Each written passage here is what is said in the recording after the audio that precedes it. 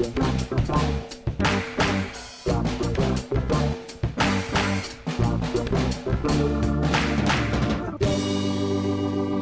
and welcome to Star Wars Spelt Out. It's your host Josh Chapman speaking, and we're in the home studio again today. We've got a guest sitting across from me here. He's braved the weather outside. It's raining. It's pouring outside on this sort of, well, I wasn't say balmy. It's not really balmy. It's just kind of, it's supposed to be summery, but it's not summery. It's Camino weather. It's definitely Camino weather. That voice you're hearing right now, dropping a sweet reference. It's Dale Williams. Hey, mate. Hey, Josh. How you going? Good. Thanks for coming over. Oh, thanks for having me.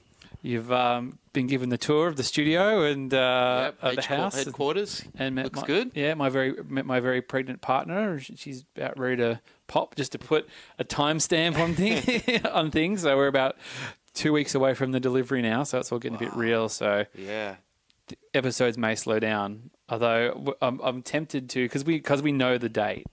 We have to have a Caesar because the baby's breached. You look it up if you don't know what that means. I'm really tempted to do an episode with her like the night before, but she could go into labour while we're recording, or that could improve the listener. Oh, that'd be nice. Yeah, give everyone something to really talk about. Yeah, that's right. Imagine that. Or I could take the recorder like into the because it's a Caesar. It's over really quick. You could live pod. It's maybe not. I'll run these by maybe next week. I'm not getting a lot of encouragement over here. I'm looking at Dale. He's kind of like he's shaking his head across from me. It sounds like a disaster. It sounds like a disaster. Yeah. All right. Well, we won't do that. We won't do that. So Dale came around. We just a little bit of a background. I invited him over because I went and gave a little present for him. I've been down to the markets, the Camberwell markets, where we sort of hang out on weekends, and there's people just selling their junk in there, really, and everything they had. And I walked past a dude, and he had a bunch of DVDs, and I was sorting through the things, and I was like, oh, yeah, okay, that's all good. And I always look at the see what, and I was like, Star Wars. I was like, oh, he's got Star Wars. And I go, oh, he's got Empire. Oh, he's got Jedi. I'm like, oh, I wonder if they're there. And I look them up, and they were the 2-disc limited editions. Yeah, fantastic. The hard to finds, and I actually have a copy already of the 3 that I got at the market as well. So I'd actually already scored them, and I'm like, well, what's he want for them? $3 each. I'm like, all right, well, yeah, I've got to get them. So my theory was, well, I'll either flip them, or first you message your friends and you say, who wants one? And I took about 2 seconds. I know you were all over it. You were just like, boom. I was like, too bad if anybody else wanted them. Mine, I'll have them there. So I just said, well, if you want to come around and you can pick them up, you might as well get on the mic. Lured in with gifts. I like it. Yes, so I've got them just here. So I'm going to live pass them over. Oh, thank you, Josh. So there they are. They're awesome. The cases are a little bit beaten up, but you can replace the cases, or So I think one of them's missing. I think one of them's missing a booklet, not missing any discs though. So that's the important thing. So you want that. You want that bonus disc with the original cuts on there. Well, God knows we're not getting a Blu-ray of it. No, it may never happen. So this is as close as it's ever going to get. Yeah, I have to warn you, the picture quality is not the greatest in the world, but it's definitely worth watching just from you've got the how it's meant to be. You kind of get so used to watching the special editions, even though I'm really aware of the new bits, I'm so used to them. Yeah, I think I am too, but I don't mind the special editions apart from Jabba, which they've never got right. Yeah. The first one was atrocious, and they've never got him right in anything apart from Puppet. Yeah, he's never looked right. Going to work. Even episode 1, Jabba, he's closer. Yeah, but he's not great. He just doesn't quite look right, does he? So I mean, I'm hoping. I assumed that. I'm just looking over. You're wearing your Solo T-shirt, right? That's actually a really cool T-shirt. In Solo, like we talked about, you were on our Solo reaction. Yeah, I was. So this is my second podcast. This is your second podcast. So you're on here, and we went in going, well, we expect Jabba the Hutt. We'll see Jabba the Hutt. Yeah, I was certain that we'd get Jabba. It was not that I was disappointed at all, because we had so much going on, but you just assumed. Yeah, and I think part of the Solo legacy. Yeah, and we sort of talked about. I mean, obviously, there's a lot of groundwork they put in there, and they sort of talk about a gangster putting together a crew and the job, going on to Tatooine for the big job and stuff. So I think that was always the sequel bait. So I mean, I made the prediction when Andy was on here that they were going to still do Solo too, and at Celebration they were going to announce it. But I don't know. Now that we've had a fair bit of Star Wars news in the last couple of weeks. I don't know if there's room. There's a busy schedule, isn't there? So, yeah. But nothing really announced for films officially, so... So how are you feeling about Star Wars at the moment, mate? I am feeling grateful. Because giving thanks. Come on. We've had 4 films in less than 4 years. You got to be happy about that. Yeah, that's true. That's true. You know, after, especially 3 years between the old films, that was crazy. And then the long gap, then the prequels, which didn't give everyone what they wanted. Yep. And then we were told that was the end. Yep. And then here we are. Just Brilliant. being fed content. Yeah. And, look, there's a lot of people have some problems with Last Jedi, but doesn't matter. everyone I know liked it. It's a bit like, well, so too bad. Like if you're gonna walk away from something just because you didn't like it, like maybe you didn't like it as much as you thought anyway. Especially when you got another movie 6 months after that, and you're gonna have movies coming out of your hoo-ha. Yeah. It's like, why plant your flag and walk away off the back of that? I don't think does anything have a perfect track record? Especially such a long, set of films. I know. I think I like Bond films. Like Bond films. Every second or third one's garbage. And people then they kind of readjust and they come back. And I don't think Last Jedi was garbage at all. But at the same time, people just go, "Oh, well, that one wasn't very good." Pierce Brosnan was surfing on a what did he have, like a parachute or something? I saw that. I saw it at the cinema, that one. I usually go see all the Bond movies, but. Yeah, I think I've lost perspective with Star Wars, so I'm a true believer, so I just enjoy I'm just there, look, it's there. And even the things that you kind of go, you just go, well, there's tons of other cool stuff. Yeah, exactly. Yeah, I brought this up when my brother was on, and we were talking about, have you ever been that mad about anything? I'm going, everybody gets mad about stuff, and, I don't think I've ever been that mad about anything, certainly superficial, that wasn't really, a personal thing. I know Star Wars is personal to people, but there's no way I'd lose my rag over it. They'd have to really push the boat out to make me just sort of walk away from Star Wars forever. Yeah, look, I can't commit as much as going to sit down and watch Resistance every week, but it's not for me. Yeah. And that's not Star Wars as in live action is Star Wars to me. Yep. So the TV shows you're in? Yeah, absolutely. Both premises sound fantastic. I think especially Cassian Andor, I think that's a fantastic period that hasn't really been touched properly. Well, we touched on it when Catherine was here last week. How mad is she the president of the Diego Luna fan club. Which is subsequently, just as a follow-up since the episode's come out, she did a little bit of online chatter and she's been reveling in it. And our buddy Steele Saunders from Steele Wars, he chimed in as well. I think she called in with his call-in show and there was a bit of that going on. So she's in the salad days at the moment. And we were talking about, because we're all going to Star Wars Celebration next year, and she was talking, we'll be going with the panel. There'll be the Cassian Andor panel, and there's a very good chance Diego Luna will be there, so she'll be camping out for that. But I mean, it was a total bolt from the blue, wasn't it? It certainly was, and I'm happy with both TV series, but I think that's just that sweet spot of classic Star Wars and.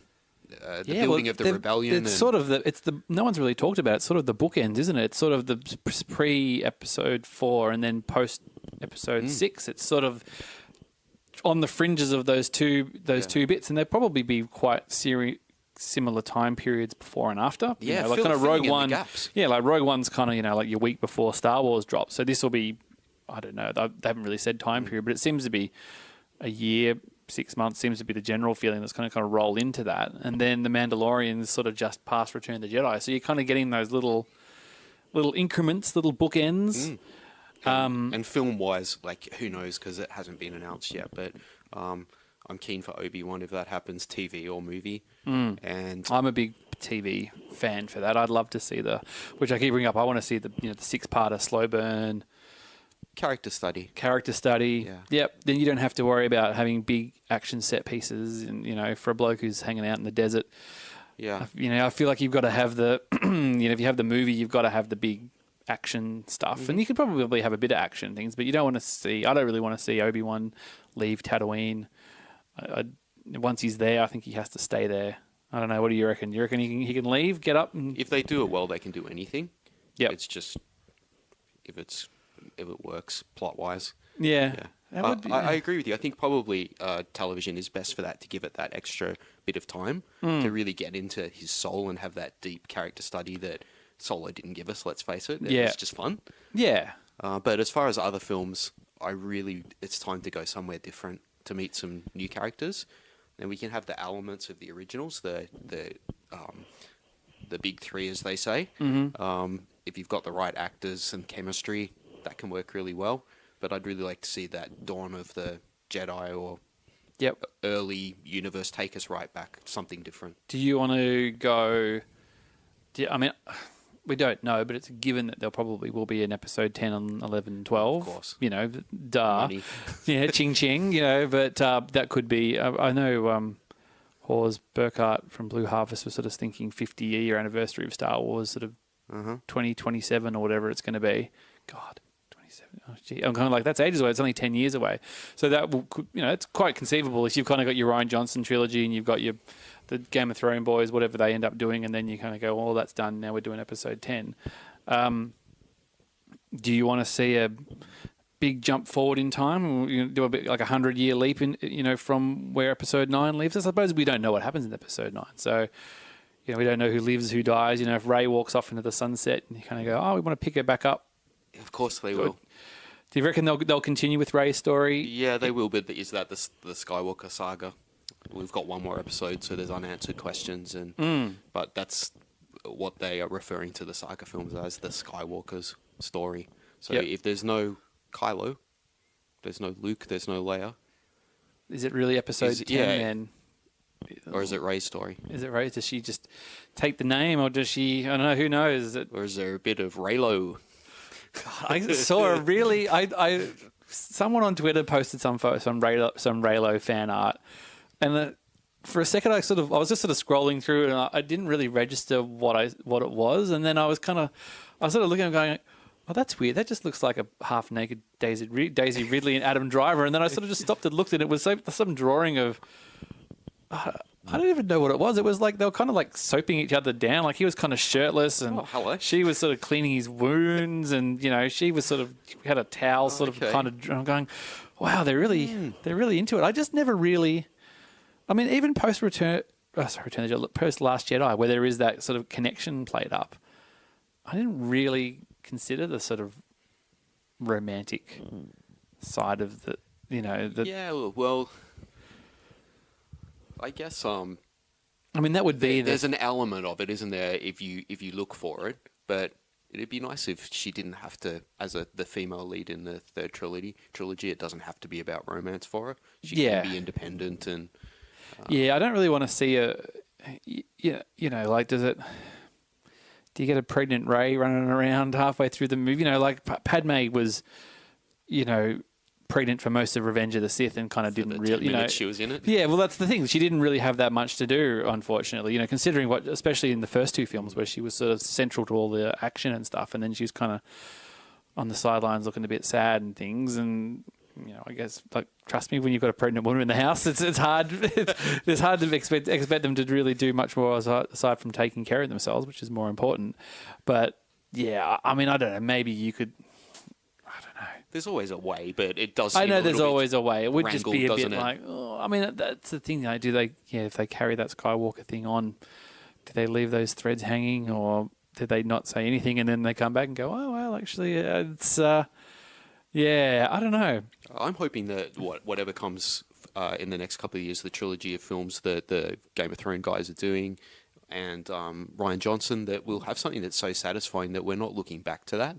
We're looking towards what new things are happening. Well, that's what I was thinking. Like, confidence. if you kind of get episode 9 finishes with a really sort of satisfying ending, and Andy Campbell was on a few weeks ago, and we were sort of talking about who we think lives, who dies, who makes it out, and stuff. And obviously, there'll probably be casualties, but not. It's not like it's not going to be kind of like, the end of like Harry Potter, and you pick up 20 minutes in the last 5 minutes, and kind of like, and then they had kids, and then they all, you just don't know. It'll end with a victory party and everyone's clapping and dancing, and then that'll be it. And then we get these other movies, and then they can just sort of write their own story. They can kind of go, and Rey went off and did something, and then in 100 years we pick up, or whether it's 10 years down the road and it's Rey's story continued, and which is fine. If it feels like the story's got more to tell, then great. And it's all dependent on Daisy Ridley might be shot of Star Wars by the time she's done. So or not doing anything at all. So happy to come back. Yeah, well, hey, Harrison Ford came back. So if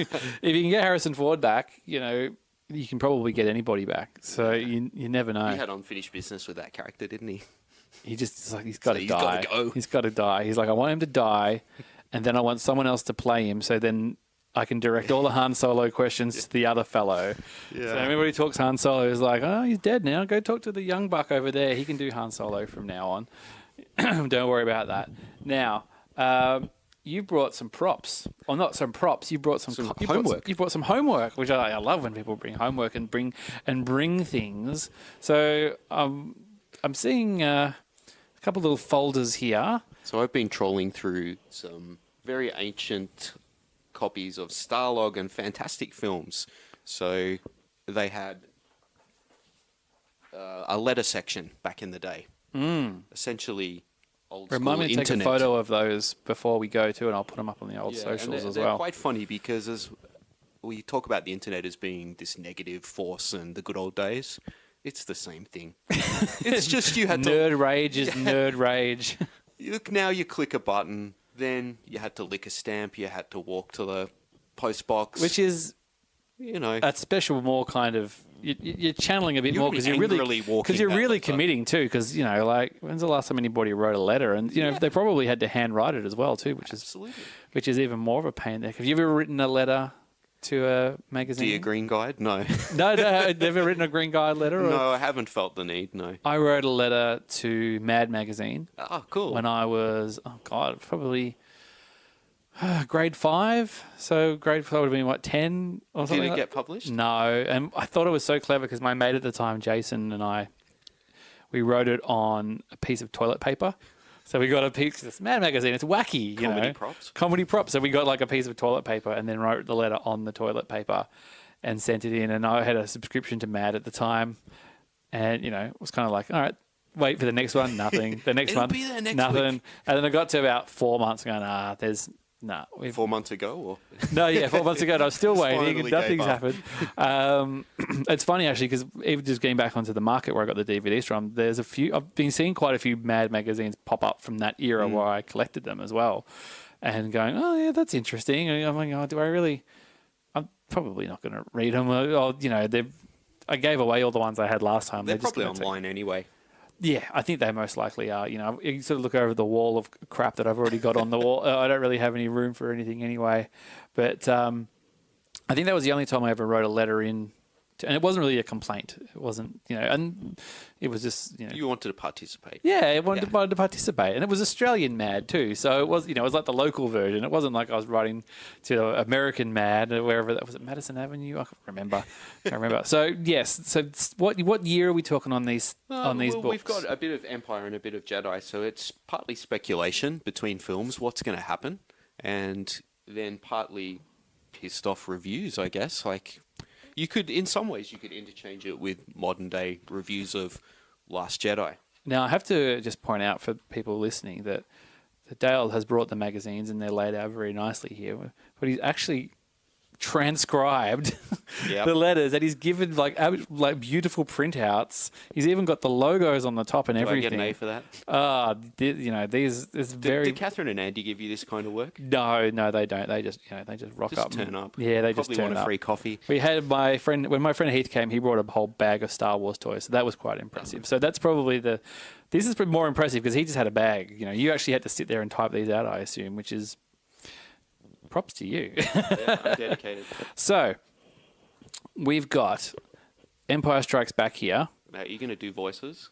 Well, that's kind of Steele Saunders' deal. We've brought up Steele a couple of times now, but I feel like we are in our very own little version of I Love Starlog letters. Yeah, exactly. Maybe that's what we'll call the episode, and Steele will sue us or something like that. But anyway, we're pretty cool with each other, so hopefully he'll let it slide. Well, how about I do the first one here? Yeah. So parentage, which is an So issue with this- The Last Jedi as well. Yeah, so this is Letter to the Editor section, Starlog magazine, 1980, and the headline is Vader Luke's father? Bloody hell! All right, from Robert Beatty. Hello, Robert, if you're listening. You didn't look up. You've done all this homework already. You didn't look them up on Facebook to see like all these blokes. These people must all be. There's a limit to even my efforts. Okay. So this is post Empire Strikes Back. Yeah. So Empire Strikes Back has come out. So this is the reactions to Empire. Okay. Is Luke related to Vader? Most think so now that Vader came right out and said it. Well, I say, do you believe everything you hear? Vader may just have lied to enlist Luke to his side. Vader would then dispose of Luke once he got what he wanted. Common theory. I think a lot of people sort of thought that at the time. Was he lying? Did he make it up? I guess because I came into Jedi. Oh no, I hadn't seen Jedi, but I kind of just assumed that he was his father. I was only 5 or something. I didn't really put too much thought into it. No, I didn't put too much thought about it. I don't know. What about you? Did you? Was it ever something you felt was not the case? I had 3 years to think about it Yeah. and read these magazines and speculate. And so was it actually a thing of like, oh no, he's just making it up. He's just using it to Yeah. mess with his head. yeah. Yeah, I suppose it is actually quite reasonable when you think about And it. if you think of kind of kids stories or fantasy films, that was the trope, the lie, not the truth. Yep. Yeah. Villains lie. Yeah, it's true. That's true. But all the Star Wars villains basically tell the truth. In Star Wars, like Count Dooku That's tells true, them the they do. truth. Well, Snoke. the good guys are the liars. Yeah, exactly. Because the truth is harsh. You don't want to know the truth. Okay, that's a good one. Yeah. All right, you hit us with the next one here, Dale. Okay, so unanswered questions. This is from Sean Bernard. I know they wanted to leave something to settle in the other sequels, but they left a little too much. For instance, Han Solo's predicament. The movie should not have ended until Han was either killed by Boba Fett or Jabba, or rescued by Lando Calrissian or Chewbacca, the former preferably. Also, the fate of Bespin is not told. Was it taken by Lando's troops, taken by Imperial troops, or destroyed by Vader? I like Lando Calrissian, and Billy Dee was very good playing the part. There's a bit of Billy Dee love in there, which is very nice. That would be a bit weird, wouldn't it? Like that you have a big cliffhanger and then you immediately resolve the cliffhanger at the end of the movie. Like, Yes. I mean, they're kind of going, oh, it's something to settle in the sequels. Left a little too But much. I paid my money. What happened? Yeah, well, it's like, well, dude, that's what the first half of Return of the Jedi is going to be, or at least the first half an hour. Well, I mean, the whole thing was that they froze Harrison because they didn't know if they were going to get him back or not. Yeah. So he had only committed to 2 movies. So they were kind of like, well, at least we can quietly just say, oh, Han didn't make it at the end. Yeah, okay. It's nice that he cares about the people of Bespin. And Yeah, I hadn't given them a lot of thought. You know, they had their ice cream makers. They were yeah, I'm not quite running to their sure what the official canon escape. thing is. I think that they basically abandoned the city and go off after that. I think the Empire can't. Although in Empire, it's only a live action film. There's about 20 stormtroopers in the whole thing anyway. It's not like and it looks like a shopping mall. Yeah. You're not getting I'm surprised the special edition doesn't have like hundreds of stormtroopers, also lots of ships all surrounding the area and stuff like that. But okay, good one there, Sean Bernard. And this one's titled The Other, and this is from Arlene Barenberg. Oh, it's a bit weird this is a bit weird. She started with a "and," which is a bit weird. And one of the biggest questions in my mind is, who is Yoda's other student? Could it possibly be a girl, a love interest for Luke? I have 1,095 days in which to draw my own conclusions. Oh, good on you, Arlene. Good one, Arlene. Come on, Arlene. Come on, I was waiting there.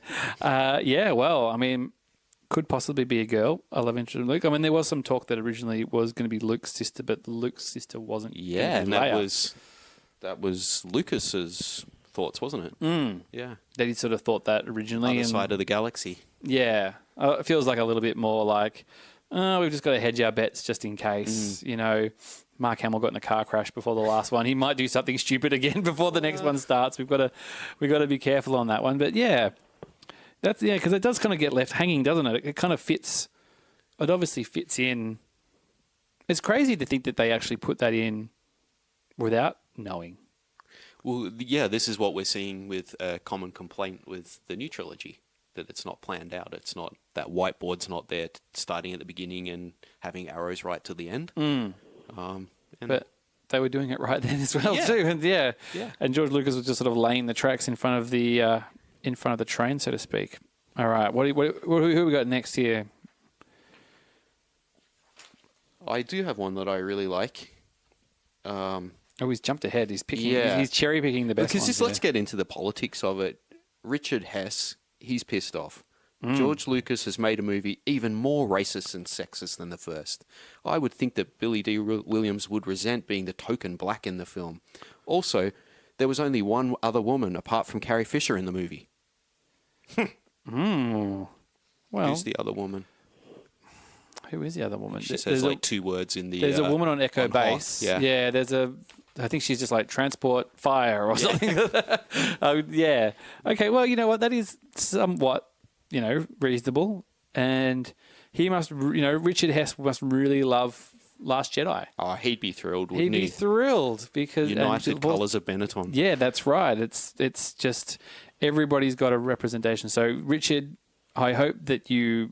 I'm down with you didn't give up after Empire Strikes Back and vowed never to watch another Star Wars movie, and then 25, 30 years later you managed to get a really diverse film that you should be happy about and you should have no complaints. There was a lot of white people in Star Wars, the first trilogy. They were all shot a lot in of England, men. but they were all shot in England in the 70s, where that's all there was. Yeah. It wasn't a particular... It's a very diverse place, the UK now, especially in London. But now, couldn't they get the guy from Love Thy Neighbour or something? Or oh God, Mind Your Language, or one of those really racist British shows from the 70s. Yeah, exactly. Okay, I've got one here. Now, I don't know if this is actually just coming back to what we were talking about before, and I don't even know if this has got anything to do with the other thing. But it's got the heading is shipping. I don't know if it's even to do with what the modern term of shipping is, but it's from Carol Kane. So the letters are very well represented as well. Come on, Leia. Why don't you take a look around? Can't you see what Luke is up against? You could have a nice guy like him. Instead, you are turning your back on him. Forget that it was Luke that saved you from having your atoms scattered throughout the galaxy. Forget that it was Luke, not Han Solo, that wanted you rescued from the Death Star detention area. But you don't need to remember all that, Leia. As Hot Lips Han is around, who needs Luke anyway? Wow. Yes. I think Carol Kane's a lady with not enough love in her life. Oh, she's going to be really disappointed when she watches Return of the Jedi and finds out that they're related. And they got a nice little smoochy in there, so she should be Hot pretty Lips. happy. Yeah, Hot Lips. I've never heard that before. I think of Hot Lips Houlihan from MASH. 70s, doesn't it? Yeah, well, I think of Hot Lips Houlihan from MASH. But... and then I'm just going to follow up on this other one from Jeanette Vogelofel. That's easy for you to say. Vogelofel. God, it is hard. No wonder, my sympathies for Steele coming through here. I can't pronounce anything either. Somebody should tell Harrison Ford that when a woman tells a man, I love you, I know is not an acceptable response. That scene was not funny. It was infuriating. Wow. It is like reading the internet. And that's about 140 characters too. I think Jeanette's recently divorced. Oh, she could be. Or somebody has said that. Unresolved issue. Or someone has said, I know to her. Yeah, that's right. And she's not impressed. She ain't taking it. Nah, she is not feeling it at all. Oh dear. What else you got for me? This last one looks interesting. This is a little quote from one of the reviewers. So it's referring to Empire, and it's not by any means as nice as Star Wars. It's not as fresh and funny and surprising and witty, but it is nice and inoffensive, and in a way that no one associated with it need be ashamed of. It's also silly. It's a big, expensive, time-consuming, essentially mechanical operation. The Empire Strikes Back is about as personal as a Christmas card from a bank. It's a very weird review in retrospect of what the film is. Such a personal film as opposed to what came before and after. Yeah, it's interesting, isn't it, that it's not surprising. It's not a particularly nice film either, I wouldn't have thought. Mechanical operation. And I suppose, I don't know. I mean, it's easy. It's hard to, just be given that considering, obviously, most consider it to be the best of the lot and a classic, and it's always in the top greatest films of all time lists and things. And it's always funny when someone just came out and was like, well, I saw Star Wars. It was pretty cool. And this is a bit of a drag, really. Or not even a drag. It's... Do you think that there was a backlash after Star Wars where cinema started changing? The blockbuster felt threatening to critics that liked the more adult sort of 70s. Oh yeah, for sure. I films think so. and that's why it didn't get a lot of it didn't get that sort of awards love or recognition that Star Wars got. Yeah, I would say so for sure. And I think that people were sort of set in their ways of what they thought, and Star Wars sort of definitely shook it up a little bit. And then you get, if it had been, if The Empire Strikes Back had been sort of lighter like Star Wars was, they probably would have been like, they're just doing the same thing all over again. So it was a challenging film, and it just sort of just shows that it didn't land with everybody right away. We were talking about Last Jedi and stuff, and how divisive it is, and people saying all these things that don't sound a million miles away. Obviously, this is the point of the exercise. What else have we got here? Let's do a couple. Let's do the last couple here. Keith Hoffman says, I suggest Princess Leia. She's young enough for training. She withstood Darth Vader's tortures. She is dedicated to the cause. Princess Leia, not Lando, heard Luke's cries for help. Han Solo is no shape to be going anywhere for a while, and he is too old. I wouldn't be surprised in the third film, Leia instead of Luke destroys the Emperor. Of course, it will be 3 years before we find out. God, if they think Han's too old then. Yeah, and they're like, he would never come back. Wait till they see that rickety run on. When he's running down, like, come on, Chewie! Oh. I know, that was the funniest. That was the little saddest part of it was similar to, I know it was a few years earlier, but the Crystal Skull as well. He just had elements of it, didn't it? Yeah, a little trying to get him to move. But all those people that sort of lament the fact that the new trilogy doesn't have, it's not Mark Hamill, Carrie Fisher, and Harrison Ford all at it. Really, I know we don't want to be ageist, but do we want those Star Trek films? With Kirk in a toupee and a girdle, yeah. The Simpsons, the Star Trek 12, they're very old, or whatever it is. Oh, look, for sure, yeah. Let's not kid ourselves. That's pretty much how most people in their 70s would run. Yeah. So, I don't know what you're expecting Han to be bounding down the hallways and things like that. And then they got a young Han Solo, and people are like, why can't he just shuffle around like the old one? Anything else on the Empire ones before we move on? Have we missed any? No, I think that's about it.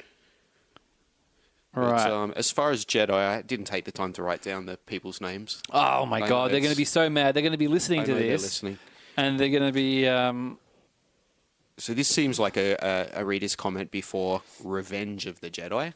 Oh, so this is pre? Yeah, so it says, I was shocked to read that Han Solo will be dropped in the next chapter of Star Wars, Revenge of the Jedi. I'm not going to pay $4 or $5 to see him get saved, then lost all in one movie. The first thing I just think about is how sweet would it be to pay $4 to go to the movies? Yeah, I know. Yeah, for anybody overseas in Australia, you'd be lucky to pay under $20 to see a movie in Australia. But, okay... So it's still Revenge of the Jedi, so it hasn't come out. So I'm not going to pay $4 to see him get saved and then lost all in one movie. Be dropped in the next chapter of Star Wars. See him get saved. When did he get saved? He didn't get saved. Well, they're assuming that he'll get saved from so they'll save him and then they'll kill him off. Which was something that was But they're saying he's dropped in the next chapter. So doesn't that imply that he's not in it at all? So they're just saying that he gets saved and then they open up the thing and he's just like, He just falls. Yeah, you just see like a hand fall. They don't even, Harrison Ford won't even come in for that. He's like, just have my head, like a soggy hand fall from the side of the thing and then, it can come out. All right. Oh, here we go. Someone is mad. Are they joking? Making Vader Luke's father is bad enough, but Leia is Luke's twin sister? Come on, Mr. Lucas, get serious. Soon, instead of the Star Wars saga, it will be referred to as the Brady Bunch of Outer Space. Timely reference. That sounds cool. The next thing you know, we'll be expected to believe that Han, Lando, and Chewie are cousins. Well, there's an element of fandom that want that. There is. There's always one fandom. Well, yeah, okay. And it's weird now because it's like everybody wants everyone to be related. They're like, Rey's father is Luke. Rey's father is Han. You know, they can have Kylo and thing. And these people are going like, ugh, you made these two characters related to each other. What a load of garbage. Mm-hmm. Yeah, that's interesting, isn't it? Is that just because we're just preconditioned because of Luke and Leia being related? They're just like, oh no, everyone's going to be related. Of course, it's the ultimate plot twist now, isn't it? Yeah, that's right. That's quite interesting. So then we have another mildly pissed off. And how about the way Ben Kenobi sits Luke down and gives him a crash in all the long-awaited secrets in one 5-minute scene? Then it's back to the Muppets. We also can't forget how an army of laser-armed warriors is thrown into chaos by a bunch of stone-throwing teddy bears.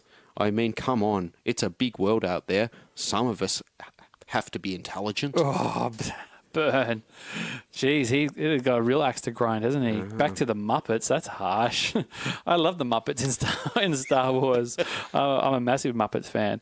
Yeah, laser-armed warriors thrown into chaos by a bunch of stone-throwing teddy bears. Yes, well... So again, it's wanting that more adult, darker sci-fi fantasy that Star Wars isn't, and people can't get their heads around. Yeah, that's right. Well, I mean, I guess, you know, this is also coming off the back of Empire. So you're kind of going, well, you've established from Empire that things are a little bit grimmer. But last chapter, I mean, I think for episode 9, we have to accept the fact that it's probably going to be pretty, well, I think they won't go too light, but they're going to finish on a up.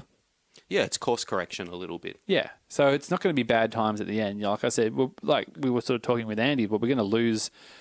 Some aren't going to make it through, but it's ultimately going to be a happy ending. So, you know, expect to walk away, expecting to have a smile on your face or something like that. They might, and a sweet end tune. Yeah, sweet and some Peruvian panpipe or something. Yeah. A sing-along. All right, someone else is ragging on the old Ewoks. Sure, the Ewoks are cute, but they make Han, Luke, and Leia look like idiots. It even appears that Harrison Ford cannot keep a straight face in many parts of this battle I'll scene. give him that. That's true. Yeah, that's all right. I like when Harrison Ford can't keep a straight face. There was a lot of criticism I hear of that they kind of softened Han in Return of the Jedi, but yeah, I don't know. I felt like everything softened. Yeah, I feel like he was already kind of softened he'd already sort of softened by the end of Star Wars, and then they kind of flipped it a little bit in Empire, where he's like, "Oh, I'm leaving. I can't deal anymore." But then by the end, he sort of fell in love with Leia again. He'd sort of recommitted, I thought. But if you think about the kids that watched A New Hope, so they would say they're 6, 7, and they watch the next one, they're 10. The next one, they're 13. So they're getting older and more mature. But the films actually didn't go that way. Empire did, but Jedi's kind of the most kid-like of all of them. Yeah, but they're still like, you know, the Emperor nearly electrocutes Luke to death. You know, he's on the ground like a Luke barbecue, screaming and like, that's still pretty heavy. The Rancor? Yeah, like that's always still pretty heavy stuff. I remember seeing Jedi, and when I saw Jedi in the cinema, like being really scared of the Emperor, and like I looked away. I couldn't look at him. He was too scary for me. You know, that would be like when I show all of the Star Wars movies eventually. Like I think that Luke getting electrocuted will probably one of the hardest things I'll have to get her to watch. Really, I think even Empire, Hans is kind of done off screen. You know, he sort of goes, it's like, and then they kind of cut, and he's like yelling, he's like, you don't actually see. Actually, there is a they do sort of cut more confrontational. Yeah, there is a couple of quite, intense parts in that. Like obviously, bad guy, that Emperor. Yeah, and that Ewok gets killed as well. The one Ewok casualty that gets killed at the end. But yeah, right. Well, a little bit of that's obviously come post Jedi, and now hang on. Did I read the last one, or did you read the last one? No, that's for you to read. This last one. The script was terrible. Not only was it completely inconsistent with the first two films, but it lacked originality. Half the dialogue was simply lines culled from the other films. The main threat, the Death Star, was a rerun. The major surprise of the film was that two people we had thought unrelated were related, as in Empire. Well, Starkiller Base. Anyone for Starkiller Base? I don't know about the lines taken from other. I guess that there's continuing the joke. I've got a bad feeling about this. Yeah, I love you. I know is reversed. reversed. That's reversed, but I don't think there's much more than that, is there? Really? I mean, there's obviously themes, and they hark back to things like "Join Us or Die" and all that kind of stuff like that. But I wouldn't have thought that. Yeah, I think whoever's written, they haven't put their name in there, but I think they're getting a little bit sensitive and things. I'd be curious to I'd be really curious to find those people and just be like, what do you think of the movies now? Oh, they're shit. They were great back then. Well, that's the thing. They're probably just like, oh, they're all awesome. Well, that was the funny when I bought the DVDs the other day, and I just went up to the dude and I was hoping because he didn't actually tell me how much these DVDs were. It was really annoying because I went up there and he had a whole stack of them. And I grabbed those, and there was a couple of Blu-rays that I got as well. And I was like, I want to get these. And there was these two old people like, oh, he's gone to park the car. He's not here. I'm just like, far out, man. So I waited around for about 5 minutes. And then there was another couple had a few things. They're going, oh, we've been waiting 15 minutes. And I'm like, oh, bloody hell. So the older guy, it must have been his dad, just goes, oh, well, I'll put them aside. And when you come back, and I'm like, all right, great. So we sort of did a lap, and I came back down. I'm going, well, I don't even know what he's going to charge for these. Like, if he knows what he's got, he might just be like, oh yeah, they're $30 each or something. And then I went up, and he was like, oh yeah, these are $3, and these Blu-rays are $5. And I bought them. And then he said, oh, I'll do them all for $20, which was a great deal. And like the Star Wars one, was like, oh yeah, Star Wars. He goes, oh yeah, well, the only one worth watching is Return of the Jedi. And I was just like, well, that's an interesting thought. Everyone's a critic. Yeah, I go, oh, that's interesting, because it's okay to have your favourite, but I wouldn't have just gone, I don't bother with Star Wars and Empire Strikes Back. Like, I can understand where someone would be going, oh, don't bother with Return of the Jedi, because that's sort of considered not to be the best one. But he was actually just like, I'll stuff the first two. It's all about Jedi, mate. And he would have been, actually, he probably would have been much older. He would have been the same age as me, I reckon. But yeah, so he might have been writing his letters in. He could very well have been. But yeah, as you can see, nothing changes. No, nothing changes, and we'll be back. We'll come back in 30 Less swearing years, because they're not going to publish that. But yeah, that's right. And you can't directly, tweet, write your letter to. I mean, probably people probably tried to write letters to. Well, who? I guess Lucasfilm or Star Wars Fan Club, or there wasn't that direct. People weren't chase. Now they sort of like tag Ryan Johnson on Twitter or something like that, or harass poor Kelly Marie Tran. But unless you happen to walk past Harrison Ford in the street and be like, "Hey man, you couldn't keep a straight face with those Ewoks going on." I've got this letter in my pocket. Yeah. I want you to have that. And you're like, what? Harrison Ford probably deck you or throw you out of the thing or something like that. He don't play like that. Yeah, I'm just looking at the covers there. There's a really sweet Return of the Jedi one. It's not particularly good for podcasting there, but I've never seen that sort of artwork before. So I don't know where that's come. It must have been an original illustration or something. So there's... we've got Buck Rogers on the front of that one. So that's a classic, that one. With a bit of Mork and Mindy, Battlestar Galactica, and The Incredible Hulk. So Starlog, is that an import from America, or was it an Australian publication? As you can see, it was $3.10 at the newsagents. So that's $3. Big bucks back then. Yeah, that's quite a lot, isn't it? Yeah.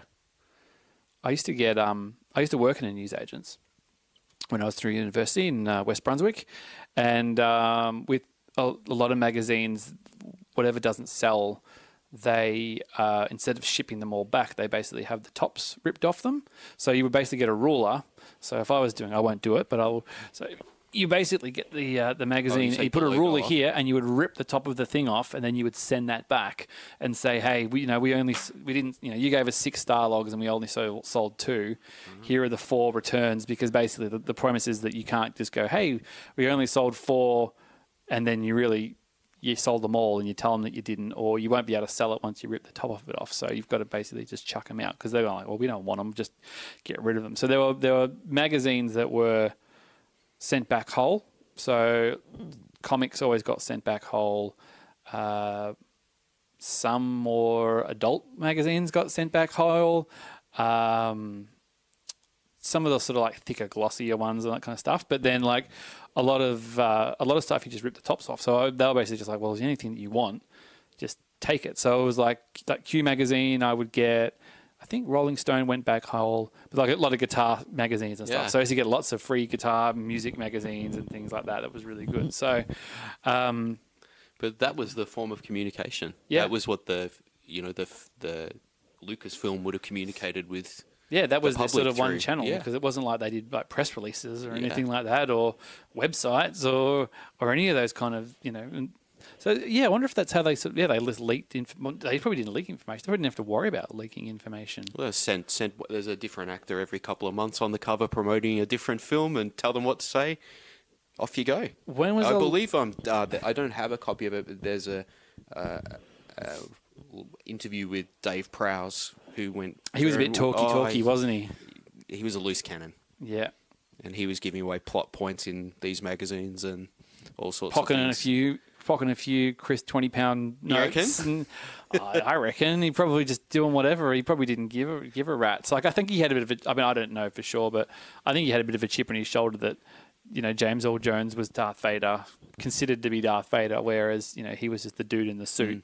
He's probably just like, well, James Earl Jones read a bunch of lines off, in a recording studio somewhere, and I was out there sweating in this heavy suit. And the myth is that they didn't tell him. Is that the case? Yeah, well, there's some hilarious footage. I think on one of the documentaries of them just sort of shooting, and he's sort of like, turn the ship apart to find those plans of doing the business of the but he's kind of, he can't really. He's not much of an actor. Welsh accent or something? Yeah, I can't do it. It's all very Welsh accent. It's very like, but yeah. So he's like screaming under this mask and stuff. And I don't know whether they ever told him he was going to be dubbed or not, but I'm sure they were just like, oh, you're Darth Vader, you're in the suit. And then when a lot of the sword fighting was done by a guy called Bob Anderson, who was like the greatest swordsman. I think he might have taught Errol Flynn sword fighting, and he did like all these movies. And I think one of the last things he ever did was he did Lord of the Rings. So he taught Viggo Mortensen how to use a sword and stuff. And in the documentaries of that, they go, oh yeah, Bob Anderson, he was the guy who was in the Darth Vader suit in the lightsaber battles. So he got props for being Darth Vader and all the exciting bits with the lightsabers and things. But then, poor old Dave Prowse kind of got the cold shoulder, I think, a little bit. So I guess he was like, hey man, I want people to know, one, I'm Darth Vader, and I'm probably not getting James Earl Jones money. So I'll take a little off the side if I drop a few sneakies. But I think he kind of got excommunicated in the end. I think they sort of... Well, that's what happens when you say the wrong thing to Starlog magazine. It's serious. Yeah, that's right. I mean, I guess it was probably like, nobody cared before that, though. You know what I mean? Like, Star Wars became a thing where the interest was so big and people wanted to know the plot point. But before that, people on sets probably just, just blabbed about what was in a movie and nobody cared because it was like, well, I'll just see it when it comes out. Or there weren't sequels and there weren't... Not successful ones that no, but there was about. There wasn't that whole like anticipation. People, a lot of stuff is based on a book, so I know what happens in the book. Yes. If it's a new movie, who cares? I don't know what this movie is, so I'll either go see it or I won't see it. So Star Wars became a thing where it's like people needed to know what happened. Like, where's it go next? So that was sort of the first. People got hungry for things, and Davy Prowse, he was like, yeah, man, I'll... I can remember being the Herald Sun, or I think it was the Sun back in the day, having all the bullet points of Return of the Jedi's twists in the paper printed a couple of days before release. Oh, can you imagine them doing that now? Like, I know that there's that famous thing of Angela Bishop spoiling episode 1 before it came out. Oh, really? Yeah, that she did an interview, because she was like the entertainment lady, and she did an interview with Liam Neeson or something, and then I think she was like, oh, so you die in the movie or something like that? Because I think it had come out on the soundtrack or something. Yeah, there was a song like wasn't that annoying? Qui-Gon's Noble End, or I mean, I was avoiding spoilers for episode 1, but I do sort of remember feeling like, I reckon he's going to eat it. Yeah. Well, the novels used to come out a great deal before the movies, because the movies would be, I think, traditionally were released in May in the States, but wouldn't get here. I think one was August, one was October. Yeah. And then the novels would be on the... We got Phantom Menace pretty close. I think it was about no, it wasn't the same. It was probably a week or two. Yeah. But in 99, that was pretty good. Yeah. That was pretty... And I think that was probably reaction to internet and news travels fast, and because traditionally we'd always the internet didn't travel fast then, did it? No, but enough that you could get the movie spoiled for you at least. Yeah, that's true. But I do seem to remember it being, I think it was Memorial Day in Memorial Weekend, I think in America, and I'm pretty sure we were a week after, because I remember being like, we had the internet at home because I was doing multimedia, and I got given for Christmas or my birthday, I got given like a bunch of minutes, so we had internet at home. It was just dial up, which in 98, 99 was a pretty big deal. And I had access to it at school as well in 99. And I remember it came out and there was a lot of like, it's out, reviews are in. And I remember there was like the Force.net, which was like the big Star Wars at the time. And I remember they were kind of like, well, don't listen to the critics, make up your own opinions. It was a very much like, oh, this might not be amazing, because there was no question that it wasn't going to be amazing. And how great was that trailer? It's one of the best trailers for a Star Wars film. Did you go to the cinema to see it? Yeah, of course, yeah. I didn't do that. I saw it in the cinema plenty of times after that. I didn't specifically go see it, but I downloaded. No, I tried to somebody. That took forever, didn't it? Yeah, somebody had taken a camcorder in, and one of the Star Wars sites had put it up, and it was like I left it for like an hour, and I got like the first. I think because it pans across. I think the first shot they kind of pan across the desert onto the Amidala's ship. What's happening? Yeah, and I got like 5 seconds in, I think it is, and that's all. And I was like nothing. But then I think the day after, Entertainment Tonight was showing it, and that was going to be on at like 11 o'clock. 11 o'clock or 1 o'clock at night or 1 in the morning or something like that, and. We were somewhere, and and that was in 98. Was it 98? Yeah. I'm just trying to think of the house I was living in. And I had a TV and a video player in my bedroom, and I set the video and just let it run, basically. And I was like, all right, well, I'm leaving the house at, whatever, it was 9 o'clock. It'll run until it runs out, and da-da-da-da-da-da. And I think I just let it run, and then wherever I got home, I got home and watched it on the video. I think I must have watched it like 7 or 8 times. I just rewound it over and over. Yeah. Over and over and over again. Just watched it on the thing. Yeah. And it was amazing. I'm just like, oh my God. Like, yeah, it was a long time to create the movie based on that trailer that we thought the movie was going to be. Yeah. And it's funny because all the elements, even the elements, and then you kind of go, I'm just trying to remember the trailer, but like, I remember it. Yeah, it had I remember Watto was in it, and you see the ship flying, and then there's Obi-Wan spins the lightsaber. I remember that being quite cool. There's a moment where and obviously Darth Maul with a double-bladed lightsaber and stuff. And I think even Jar Jar was doing Jar Jar-y things in it. And he's like, ah. But there's a missing element to it, though. That's the friendship. Like, you see a little bit more of that between Obi-Wan and Anakin in the second film. But there's not, I don't know, there's that chemistry again that from the minute of the first film, once you've got the three together, it's magic. It works. Yeah, but I mean, that's what Force Awakens did really well. And exactly. when I had Kate, my friend, on, we're talking about how she hadn't seen it, she didn't know anything about it, and I said, well, she goes, well, I know all the originals, and I said, well, Han Solo doesn't turn up till the first 45 minutes of the movie, so it falls on Rey and Finn and Poe to carry the movie, and like 3 people you know nothing about. And she's like, no, I was in right away, and I believed it, and I cared. And, that was sort of the trick that they had to pull was, they had to, because they had to pull away from these characters at the same time as bringing in these new ones. And if they can do that, they can set up any premise, the basic story, the Force, the suppression of... Yeah, that's right. But you just got to care. You got to care about those people. Yeah. It makes me want to go and watch the Phantom Menace trailer now. I might just look it up when we finish it up. We'll probably wind up in a sec anyway. But, that was a magical time. It was. And the anticipation. I mean, this was, Force Awakens lead up was brilliant as well. And I guess it was a different thing because you're kind of going, well, it's different people taking over. It's more fans.